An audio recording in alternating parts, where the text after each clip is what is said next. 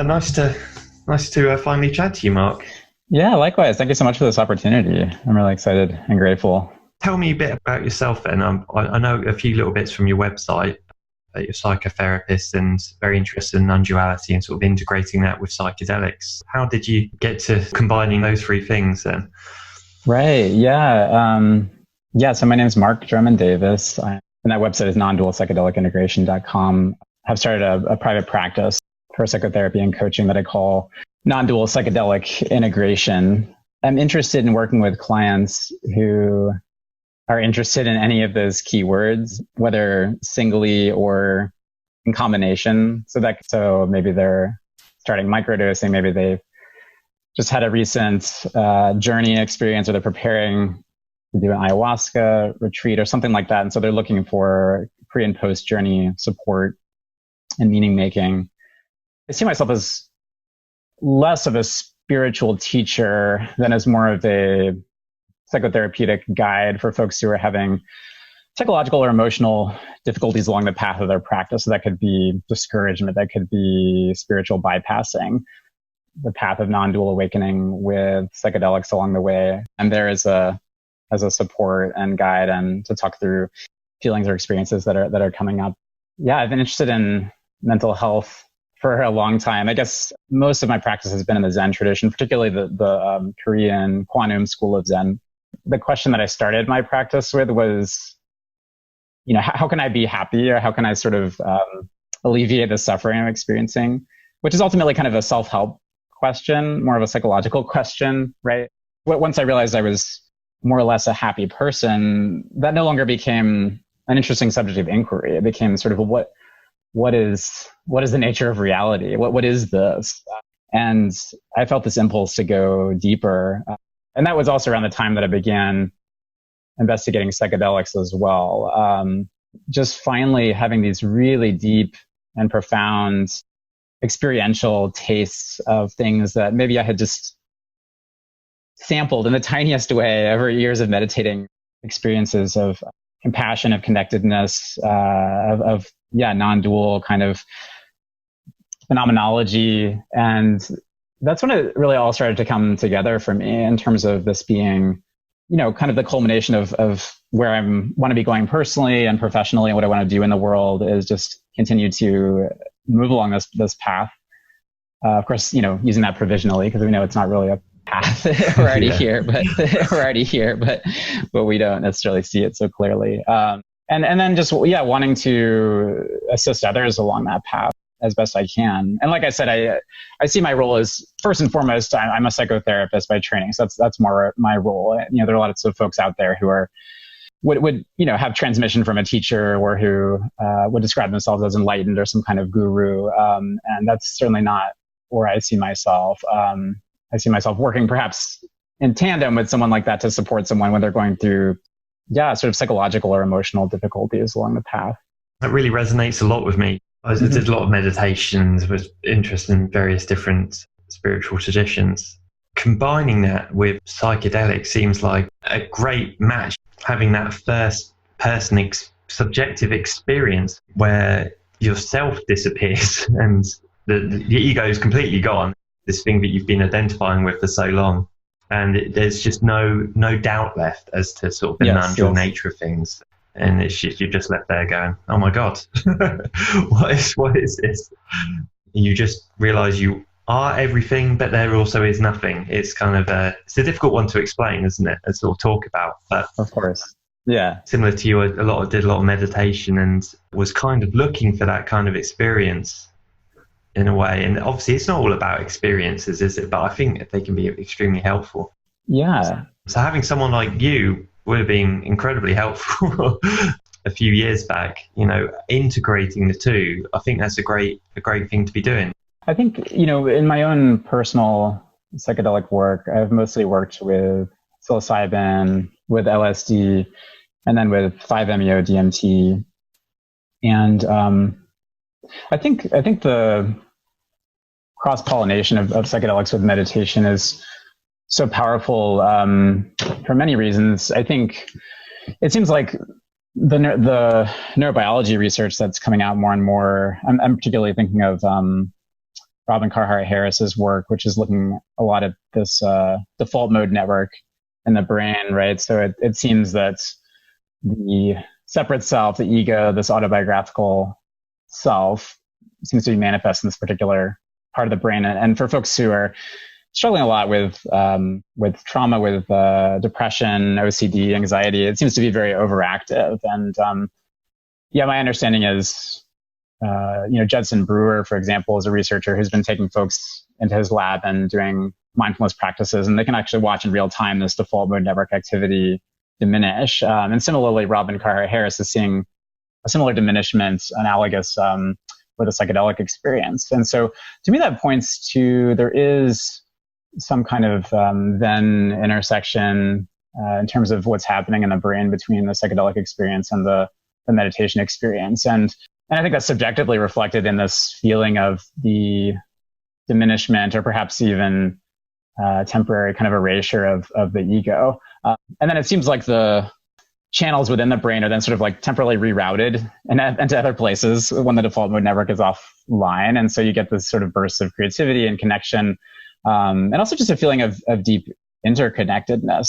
And so that was, for me personally, starting off with psilocybin was so powerful, is just to really experience a feeling of my mind being almost silent, almost entirely silent. And then feeling like this veil between my own individual psyche, my sort of neurotic self, and the rest of the perceived, world within my mind becoming just kind of falling to pieces. And then suddenly feeling this deep connection with nature, with my environment, with my loved ones as I was imagining them in my mind. I felt so flooded with this feeling of joy that was very depersonalized. It wasn't this sort of egoic happiness of a momentary kind of reward or dopamine kind of reward. It was this feeling of boundless joy that was sort of spilling over, that I wanted to share with everyone in my life. Yeah, there's something there about that diminishment of the ego as it shows up in the brain, the connection with others, the activation of compassion.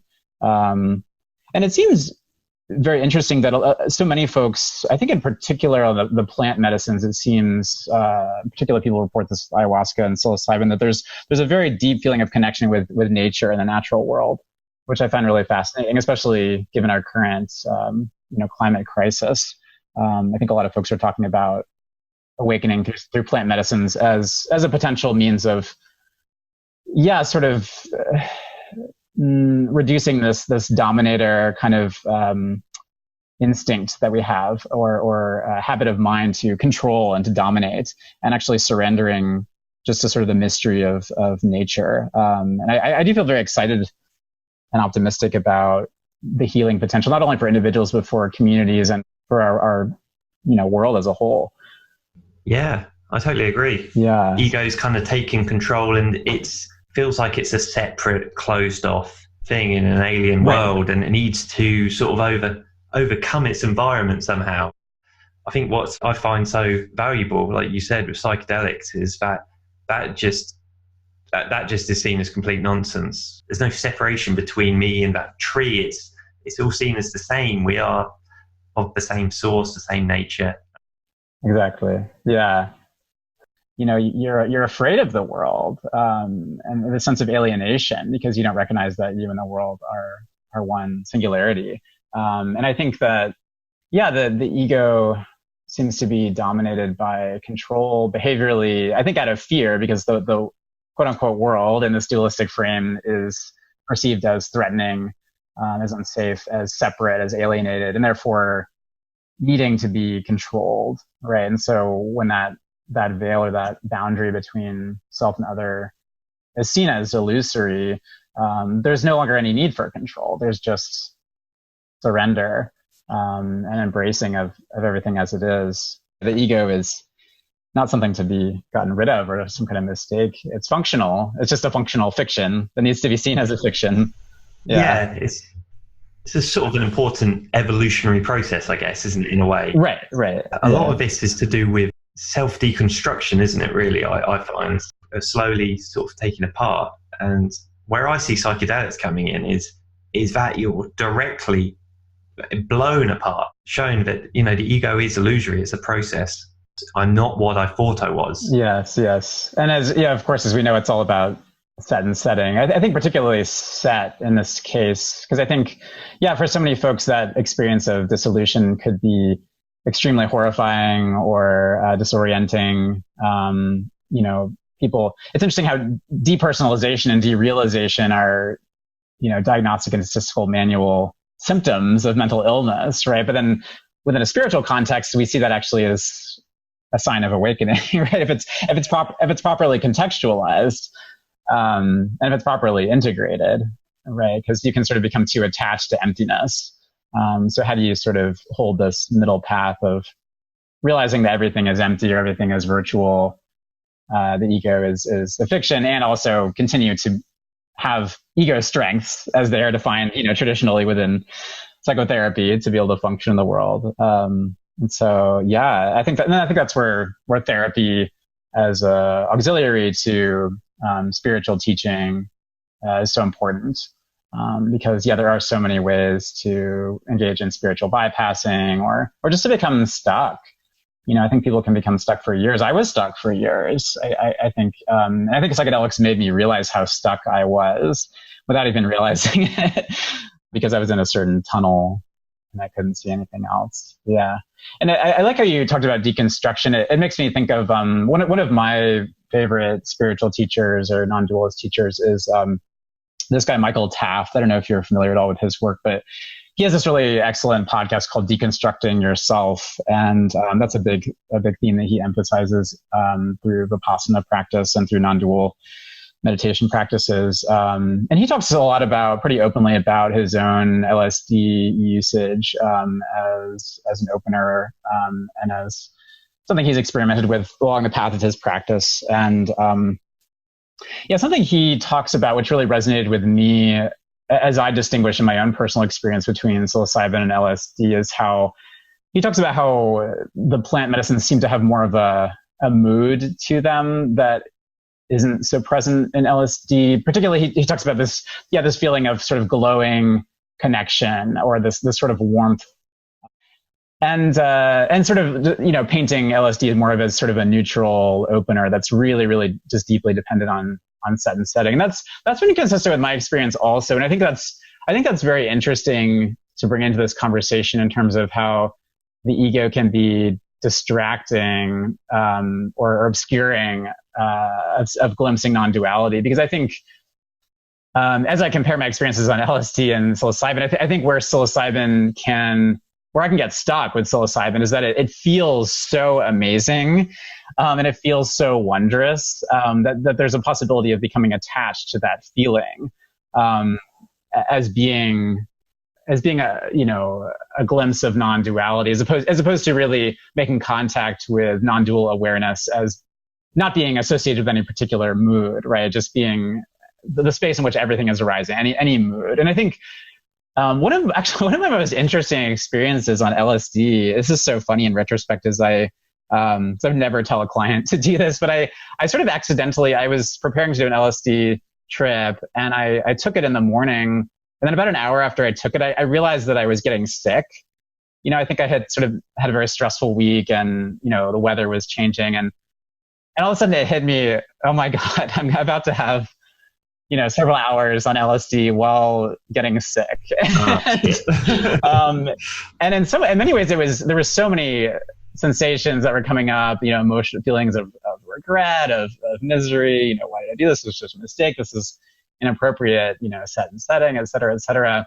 But then at some point in the journey, it just hit me that it doesn't matter, because there is no non-dual experience, right? Every experience is inherently non-dual. So whether I'm sick or well, whether I'm having this amazing, ecstatic, connective, glowing experience or not, or whether I just feel like shit physically, it's still awareness. Yes. And that was actually incredibly illuminating. And I wonder if I had chosen psilocybin that day instead of LSD. I wonder if the sort of euphoria of psilocybin would have somehow kind of overpowered my sickly feelings in such a way that insight wouldn't have been possible. So that's something I find interesting is how experimenting with the different psychedelics seem to, and it depends on the person. Obviously, I have some clients who, say that they can't really distinguish between psilocybin or LSD experiences. So it's really so different depending on the person. But I think, the different psychedelics can create different openings in different ways, and that's very useful to work with them kind of differentially. I have noticed something personally. I don't know if everyone has this experience, but if you go with a high enough dosage, it kind of comes to the same realization in a lot of ways. It is basically the non-dual realization. Obviously, you have different levels, don't you? You have sort of low doses of psilocybin or LSD or ketamine or whatever else, and you kind of have some interesting visuals and maybe a slightly change of mood, and you go up a few levels, and eventually you kind of just reach this where everything just is merging into nothingness, infinite oneness. And I've reached that state a few times through several different substances, and I found that very strange. I had this experience that there was only, say it was only me would be wrong, because that would be the ego, but it was only I, pure I-ness is all that existed, as in a God kind of way, but not me as Paul, obviously. Right, of course. Yeah, just that pure subjectivity. Yeah, just the pure source of everything. And that was incredible. And then, a few months later, I got to the exact same experience with a very high psilocybin dose.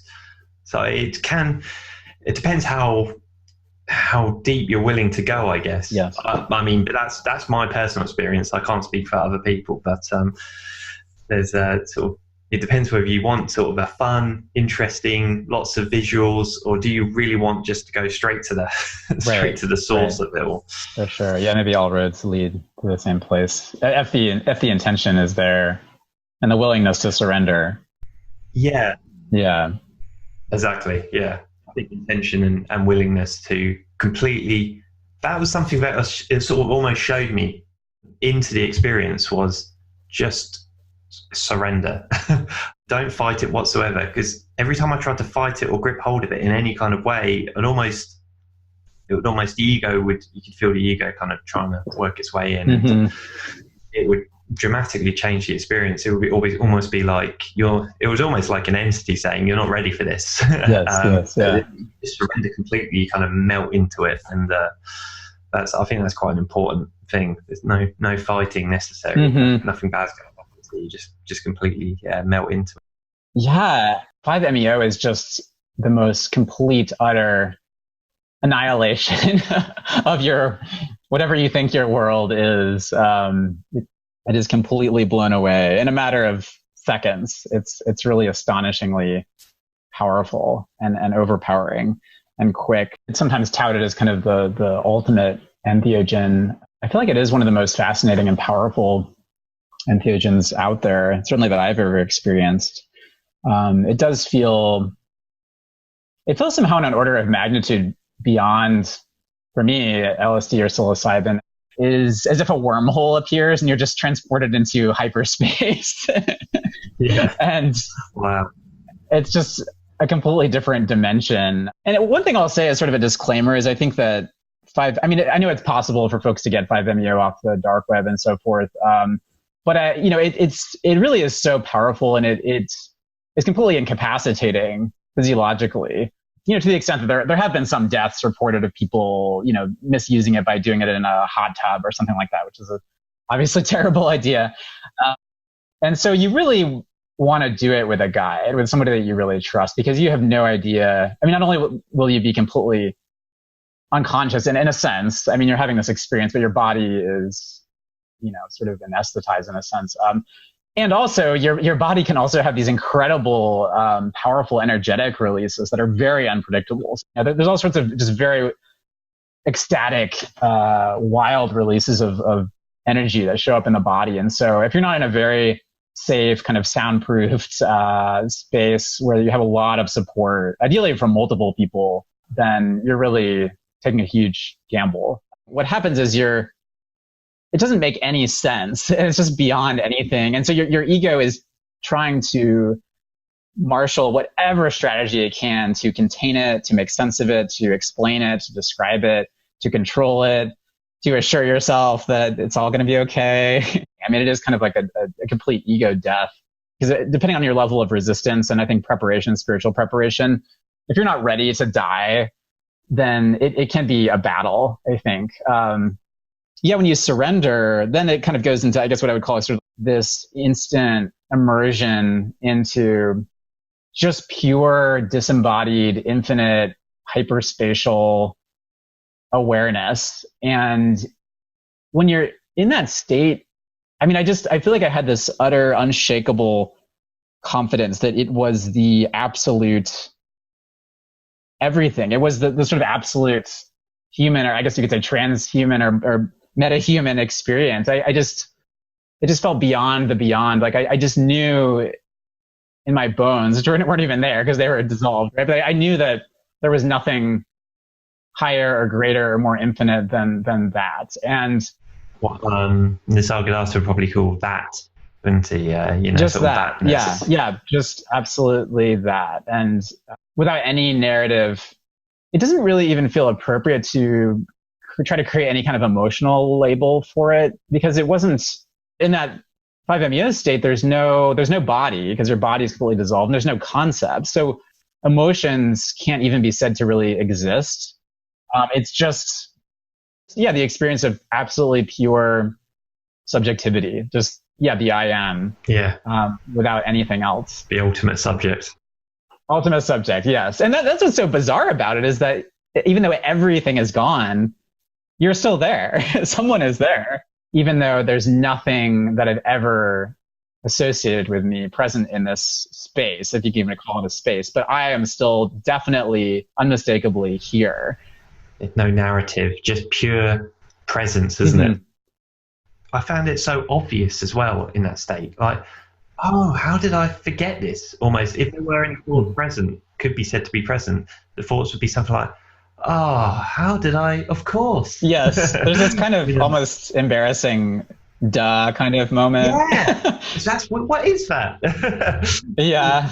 It's very humbling, the ultimate kind of humbling. I remember having that happen and then just laughing for hours after. Yes, I definitely was laughing. Yeah. How did I've taken this life so seriously and all so seriously, and I totally forgot about that, the other stuff, this I amness, this big ultimate subject. And I really actually thought I was this tiny little finite being called Paul with all his problems and the narratives that are going on and all the stories and the past and the concepts.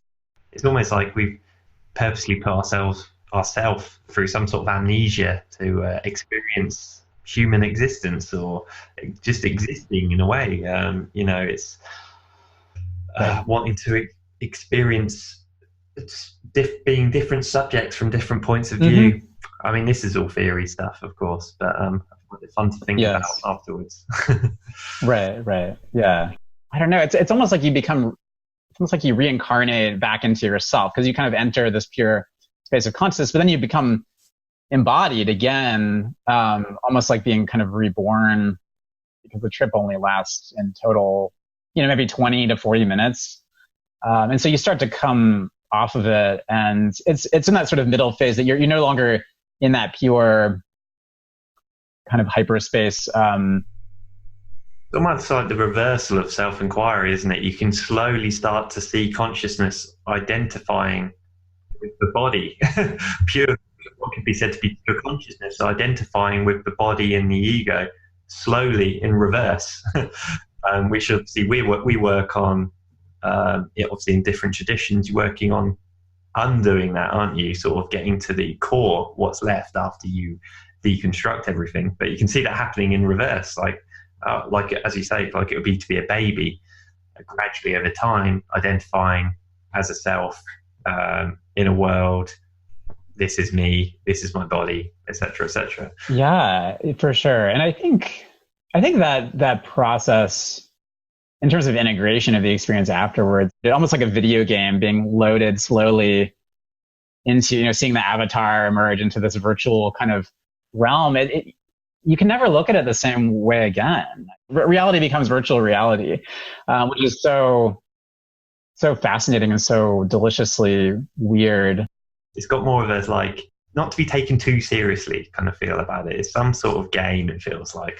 And as you say, you can't view things in the same way. When you become lucid in a dream, you really can't take the dream seriously.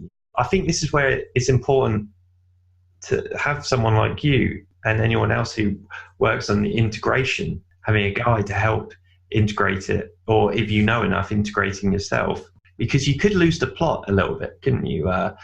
Afterwards, you could go, well, what's the point? It's all kind of like a dream or a game, and I've seen the truth. Is there any point in even doing anything? Is certainly a feeling I've had in the past, but that's not quite right either. It's kind of like, as we said, Buddhism, the middle way. Yes, exactly. Yeah. Life doesn't just stop, does it?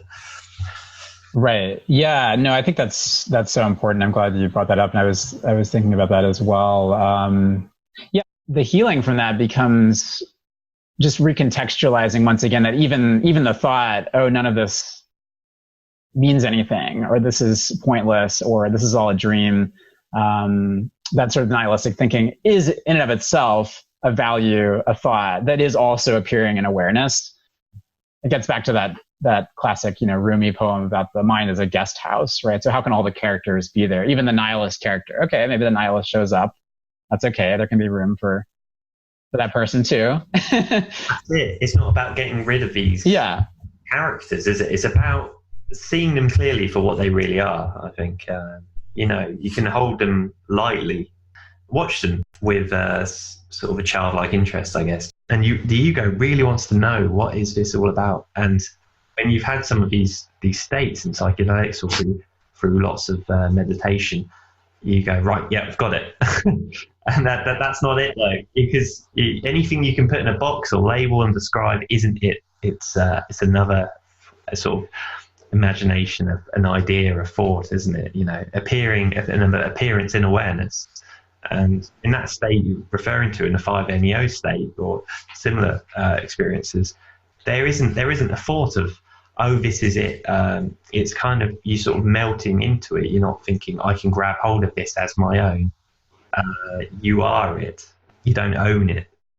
Yeah. Another identity that can show up for me is like the psychonaut identity, right? So, oh, wow, I've done 5-MeO, DMT, or I've had these wow kind of quote unquote non-dual experiences, which of course every experience is non-dual. That can be another sort of place to get stuck or to get lost. Then it becomes about some sort of particular quality of experience rather than just the nature of awareness itself, right? And so that's something that I bear in mind also. If you can watch these things and know sort of how they work, then really you're already free of them in a way, aren't you? Because you take them lightly, play with them. Yeah. Questions emerge about, well, what do we do with this kind of understanding of this kind of contact of non-dual awareness, and how does it function? Whatever's going to happen is going to happen. You don't actually make choices and yourself as a rational actor is also an illusion. I mean, Nic Higham talks about how, I don't actually do I'm not actually, these words just come out of my mouth, and I notice my hands are just doing things, but I'm not actually doing them. But there's no kind of actor. There's no, wizard behind the curtain sort of controlling everything. And I think that realization that we don't actually ever make decisions, or we don't actually ever even do anything, because every phenomena, as Nic Higham says, is dependent on every other phenomenon in the universe. There's an incredible sense of relief. I think maybe for some people that can be also a moment of minor kind of terror of, well, if I'm not in control, if I'm not making my own decisions, then what does that mean? Am I just sort of along for the ride? So that's not quite right either, is it? Sort of along for the ride. You're not the sort of puppet, or the puppeteer. You're kind of both in a way, aren't you? It's all you. essentially, but not being pushed around by some sort of cosmic puppeteer. But yeah, so it's almost beyond free will and not free will, but knowing that you're not the one making choices. I'm in the relief camp with that, definitely. That was a massive relief to see that essentially it's like, I really thought this mattered. I thought I was doing everything, and I felt shame and all this sort of guilt and stuff from all these terrible choices that I might have made. You know, essentially, there is no you that is doing it, you know. Just another story, another concept. Yeah. It is incredibly healing to just really contact this experience that nothing could ever have been, you know, other than it was, or nothing is ever anything other than it is. This kind of fundamental perfection, which once again sounds like a value judgment, but just the pure just isness, right? I think that really contacting that and surrendering to that just, has the potential for incredible healing, the fundamental perfection of everything.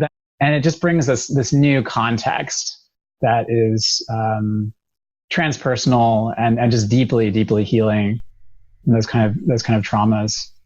Yeah. Yeah. It's going straight to the root of it, isn't it? It's going straight to the root of, and sort of just uprooting the whole thing.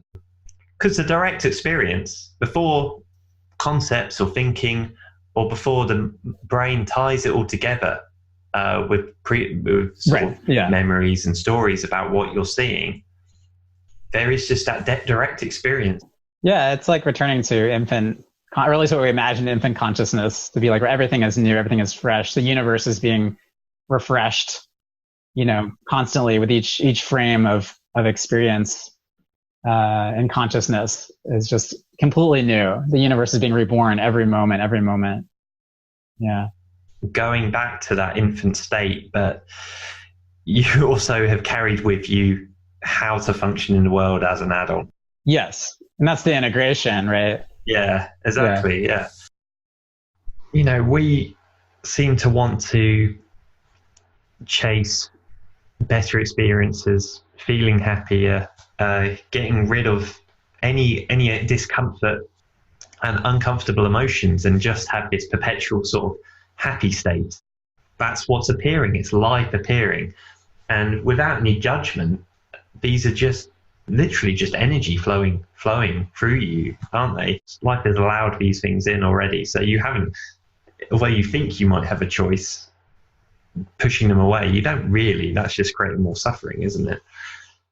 I feel like ultimately my role is to try to model for the client. It almost comes to kind of like a little microcosm, or sort of a, what can I say, an allegory, I suppose, of what's happening in the session is allegorically related to what's happening inside the client's mind. So it's whatever the client is showing up with, whether they're screaming or completely shut down, or, you know, frustrated, depressed, you know, cursing, whatever it is that's showing up in the session, can I, as the therapist, bring presence and compassion and bear non-judgmental witness to that?